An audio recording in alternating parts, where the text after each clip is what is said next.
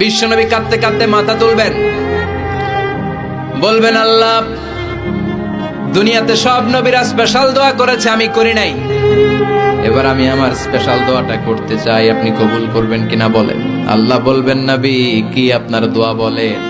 বিশ্বনবী বলবেন, আমার একটা উম্মত যার অন্তরের মধ্যে যাররা পরিমাণ ঈমান আছে, একবার আপনারে আল্লাহ বলে ডেকেছে, একবার আমি বিশ্বনবীর উপর দুরূদ পড়েছে, একবার শাহাদাতের বাণী আমার যে গুনাহগার উম্মত দুনিয়ার বুকে থেকে ঘোষণা দিয়েছে, ওই একটা উম্মত যদি জান্নাতে ঢুকতে না পারে, আপনি আমারে জান্নাতে ঢুকাতে পারবেন না।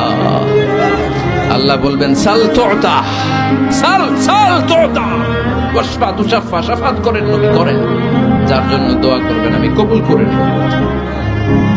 দুনিয়াতে বিশ্বনবী কম কষ্ট সহ্য করে নাই। 3 বছর শিয়াবে আবি তালেবে জেল খেটেছে। কয় বছর? দুর্ভিক্ষের বছরগুলিতে বিশ্বনবীর পেটে দানা পানি ছিল না। কলিজার টুকরা হাসান হুসাইন কই মাছের মতো ছটফট করেছে, জামিনে ক্ষুধার জ্বালায় বেহুশ হয়েছিল। বিশ্বনবী যদি ওই স্পেশাল দোয়াটা করতেন, জান্নাত থেকে খাবারের বস্তা পাঠিয়ে দিত কে? ওই দোয়া করছিলেন? জেলখানায় আল্লাহরে বলছিলেন, আল্লাহ স্পেশাল দোয়া করলাম, জেল থেকে মুক্ত করে দেন, করছিলেন? যুদ্ধের ময়দানে নিজের দাঁত ভেঙেছে, উহুদের ময়দান সাক্ষী, বিশ্বনবীর মুবারক রক্তে উহুদের ময়দান রঞ্জিত হয়েছে। সেদিনও বিশ্বনবী ওই দোয়াটা করে নাই। চিল্লায় বলেন ঠিক কিনা? তায়েফের ময়দানে বিশ্বনবী কয়েকটা জায়গায়, 3 জায়গায় বেহুশ হলেন।